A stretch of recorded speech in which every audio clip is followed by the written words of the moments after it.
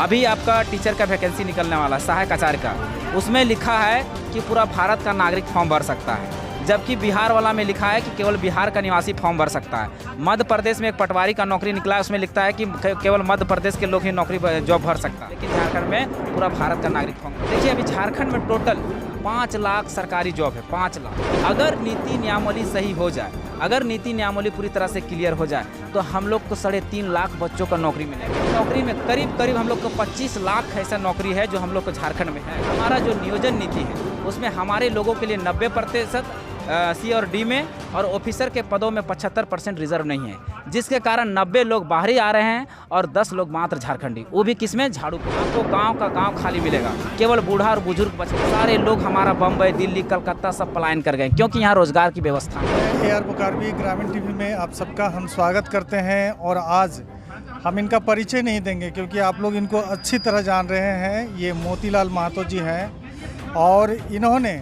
जिस तरह झारखंड की कुव्यवस्था को प्रूफ के साथ दिखाया था रांची में, और आप लोगों ने इनको बहुत प्यार दिया। लेकिन आज कसमार के सरजमीन से आप एक बार फिर ग्रामीण टीवी के दर्शकों से और झारखंड की जनताओं को क्या कहना चाह रहे हैं? सबसे पहले झारखंड की जनता को जोहार, मेरा जोहार रहेगा। देखिए ये झारखंड की एक नवनिर्माण की लड़ाई है। इस नवनिर्माण की लड़ाई में आप सब साथ आइए, क्योंकि इसके बाद झारखंड नहीं लड़ेगा। झारखंड हम लोगों ने 88 साल के संघर्ष के बाद 88,000 कुर्बानी देने के बाद लिया है। झारखंड मांगने से नहीं मिला है। जब भी झारखंड को लिए हैं तो लड़ के लिए हैं, और ये अधिकार और अस्मिता की लड़ाई है, और ये भी हम लोग लड़ के लेंगे। कैसे अधिकार लेंगे? तो लड़ के लेंगे, उसी की लड़ाई है। और सभी आइए, क्योंकि अगर इस बार नहीं लड़ते हैं तो विश्वास कीजिएगा आने वाली पीढ़ियाँ जो होंगी वो कुपोषित हो जाएंगी। कुपोषित कैसे हो जाएंगे उसका मैं उदाहरण देता हूँ। अभी आपका टीचर का वैकेंसी निकलने वाला है, सहायक आचार्य का।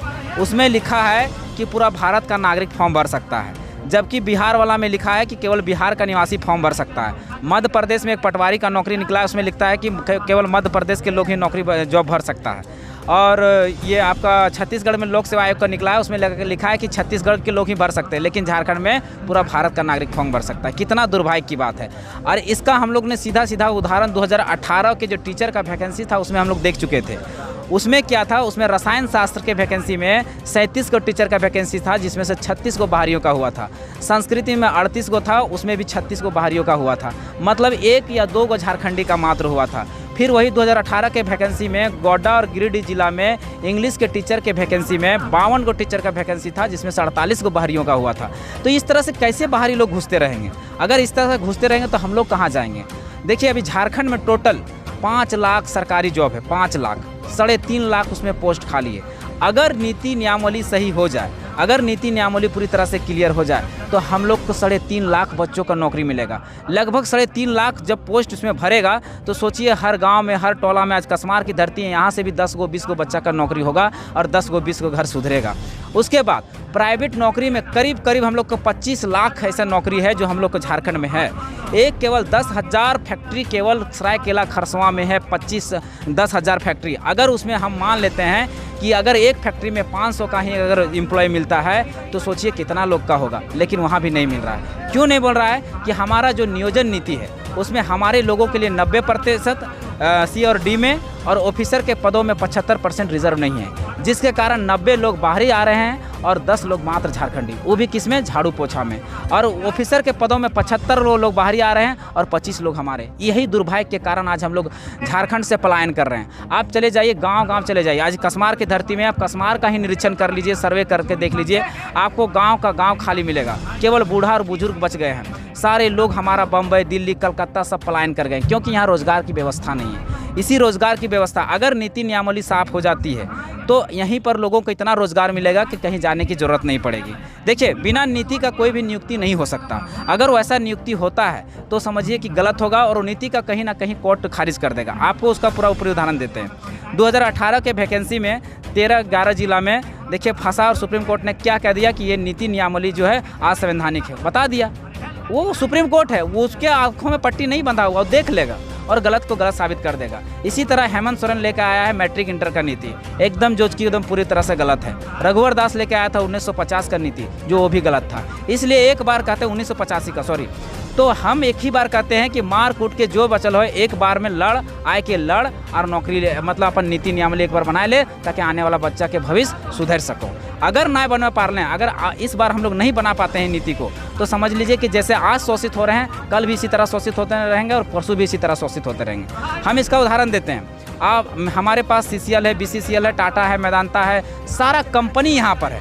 आप इन कंपनियों ने लगभग 15 लाख एकड़ ज़मीन लिया है, 15 लाख एकड़, और 7 लाख लोगों को विस्थापित किया है। अब ये बताइए इस 7 लाख लोगों में कितने लोगों को इन लोगों ने रोजगार दिया। जबकि प्रावधान होता है कि जो भी कोई भी कंपनी जब यहाँ लगती है तो उस कंपनी को वहाँ के 10 किलोमीटर के रेडियस में वहाँ के लोगों के लिए स्वास्थ्य, शिक्षा, पानी, बिजली, रोजगार, नौकरी चाकरी का व्यवस्था करना है। लेकिन इन सारे कंपनियों ने कितनी व्यवस्था किया। अगर किन्हीं को नौकरी ले भी दिया, ज़मीन के बदले में अगर किन्हीं का नौकरी चल भी गया, लग भी गया, तो उनका नौकरी एक बार ज़मीन चला जाने के बाद जैसे उसका नौकरी खत्म, पूरा भविष्य खत्म हो जाता है। और अगर ज़मीन रहता है तो आने वाला भविष्य उसके पहले से आने उसका परदादा, उसके बाद दादा, उसका बाप खेती किया, उसके बाद हम खेती किया, आने वाला पीढ़ी खेती करेगा, 7 पुश्ता 8 पुश्ता खेती करता चला जाएगा। लेकिन नौकरी लगता है ज़मीन के बदले में, एक बार नौकरी होता है, क्या कंपनी फिर दोबारा नौकरी देगी? नहीं देगी। तो इसीलिए ज़मीन को बचाना ज़रूरी है। अगर एक बार ज़मीन चल गया तो सारा का सारा ख़त्म हो जाएगा। और अगर ज़मीन देंगे इसी शर्त पर देंगे जब उस पर हम अपना शेयर लेंगे। अगर 100 रुपया अगर उसमें ये होता है, रेवेन्यू जनरेट होता है, तो 100 रुपया में हम 70 रुपया हम लेंगे, 20 या 30% आप जितना होता है 30 रुपया आप वहाँ को निकालने का खर्च कीजिए और 40% आपका प्रॉफिट हुआ। यही हमारी नीति रहेगी, हमारी यही उद्योग पॉलिसी रहेगी। और दूसरी बात है, देखिए जितना भी विस्थापन नीति है, विस्थापन नीति में क्या होता है, कोई भी कंपनी अगर आपको विस्थापित करती है तो उसमें 3 चीज़ प्रावधान होता है: पुनर्स्थापना, मुआवजा और एक पुनर्वास। ये 3 चीज़ें एकदम आवश्यक है, अति आवश्यक है। लेकिन ये जितनी भी कंपनियां आए इन लोगों ने कभी नहीं किया। आज हम लोग गए थे अभी यहाँ का ये घाटों का एक ऐसी बताते हैं, वहाँ पर जो रैयत था, रैयत का कई एकड़ ज़मीन ले लिया है। लेकिन बेचारा वो 64 दिनों से बैठा हुआ था, 63-64 दिनों से वहाँ बैठा हुआ था। लेकिन एक दिन भी उसका मतलब देखने नहीं गया कंपनी के लोग। जब हम लोग गए और GM से बात किए तो आज उसका कहीं ना कहीं प्रक्रिया चालू है। देखिए आप बेचारा को कब तक न्याय मिलता है। तो ये कंपनियों का क्या है कि भेद है, जो खूटा गाड़ा, जो यहाँ का खूटा गाड़ा, जो खटाल लगाया, उसको वहाँ मुआवजा मिल गया, पुनर्वास मिल गया, पुनर्स्थापना हो गया। लेकिन जो रैयत है, जो मूल रैयत है, उसको आज भी मुआवजा के लिए तरसना पड़ता है। बस उसी की लड़ाई है। इसलिए सभी झारखंडियों से अपील रहेगा कि आइए और लड़िए, क्योंकि झारखंड का अंतिम लड़ाई है। आखिरी बार झारखंड लड़ेगा, इसके बाद झारखंड कभी नहीं लड़ेगा। क्योंकि इसी बार में हम लोग जितनी भी नीतियाँ हैं, चाहे नीति नियमावली, शिक्षा नीति हो, उद्योग नीति हो, विस्थापन नीति हो, सारी नीतियाँ इसी में बना लेना है ताकि आने वाला भविष्य सुरक्षित हो सके। चलिए मोती दा, हमको एक बात बताइए। देखिए झारखंड के लोग अब तक नहीं समझ पाए हैं, जिसका झारखंड में 2 डिसमिल ज़मीन नहीं है, उस आदमी का यहाँ वोटर कार्ड है, राशन कार्ड है, उसको पेंशन दिया जा रहा है। और आप लोग चुपचाप सोए हैं। आप लोगों की ज़मीन जाती है, नौकरी बाहरी लोग कर रहे हैं। आप लोग कब जागिएगा? आज मोतीलाल दा आप लोगों को बारी बारी से एक बात को समझा रहे हैं।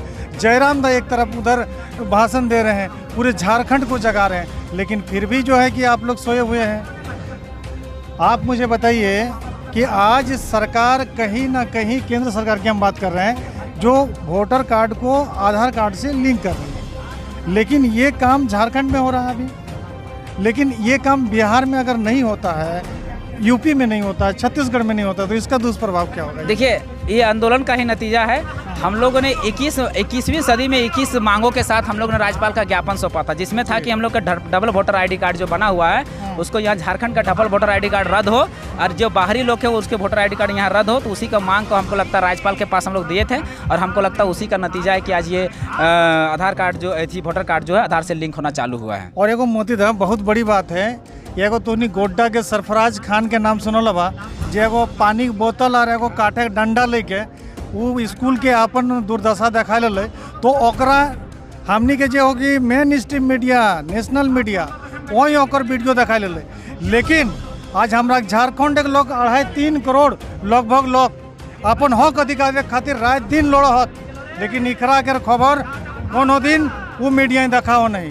तोहरा के हमें विनती करो कि हमरा झारखंड के बेटा जे कोनो भी माइक उठा ले, जे कोनो भी वीडियो बनावे, और चैनल के सब्सक्राइब करे एकदम भूलिया ना, और ओकर चैनल के वीडियो शेयर करे भूलिया ना, क्योंकि तोहरा का आवाज़ उठा के जिनने वो सब आदमी कभी नहीं आए। तो कि हम कोनो गलत करी बता। नहीं देखिए, कभी भी देखिए, अगर झारखंड का झारखंडियत के भावना नहीं लाइएगा तब तक कभी विकास नहीं हो सकता।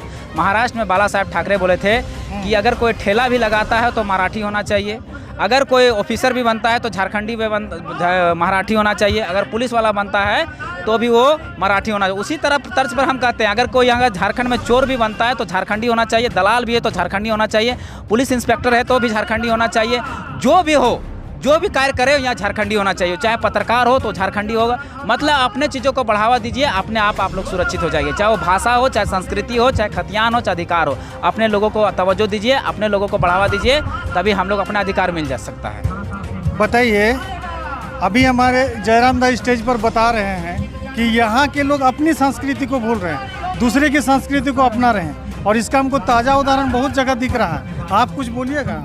देखिए, संस्कृति अगर ख़त्म होगा तो पहचान ख़त्म हो जाएगा। संस्कृति में सब चीज़ आता है, पर्व त्यौहार आता है, भाषा आता है, रहन सहन आता है, सब। देखिए, हम इसका उदाहरण देना चाहते हैं। हम किसी त्यौहार का विरोधी नहीं कर रहे हैं, लेकिन मान लीजिए, देखिए, पंजाब का पहचान कौन त्यौहार से? बैसाखी है।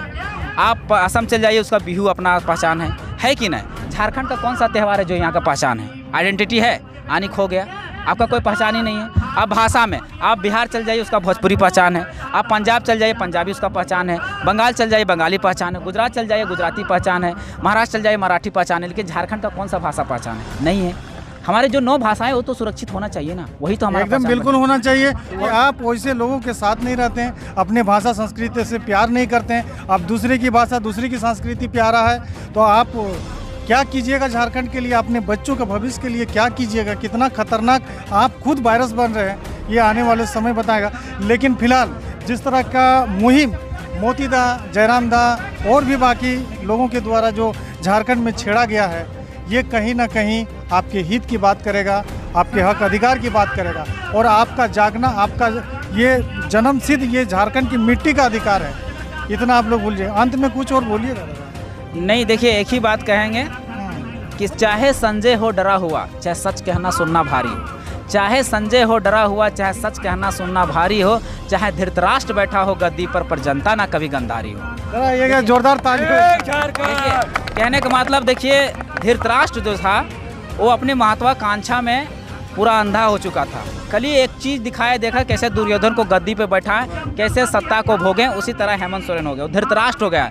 तब जनता का फर्ज बनता है कि आंखों में पट्टी ना बांधे, गंधारी ना बने, जो गलत हो रहा है उसका विरोध कीजिए। क्योंकि गलत, चाहे देखिए, गलत का विरोध सदैव कीजिए, चाहे समाज हो या राजनीति। गलत का विरोध सदैव कीजिए, चाहे समाज हो या राजनीति। हमेशा इतिहास जो है, हमेशा जो लड़ने वालों का लिखा जाता है, तलवे चाटने वालों का नहीं। इसलिए कभी भी जब भी इतिहास लिखा जाएगा तो जो लड़ेगा, जो आगे आके सामना करेगा, उसी का लिखा जाएगा। जो चाटुकारिता करेगा या दलाली करेगा, उसका इतिहास कभी नहीं लिखा जाएगा। तो आप लोग समझ सकते हैं, आपकी मानसिकता झारखंड को लेकर होनी चाहिए, और झारखंड में जो झारखंडियत की बात करता है उसको आप अवश्य उसके चैनल को सब्सक्राइब करिएगा। मैं ग्रामीण टीवी से AR बुकारवी, जय झारखंड।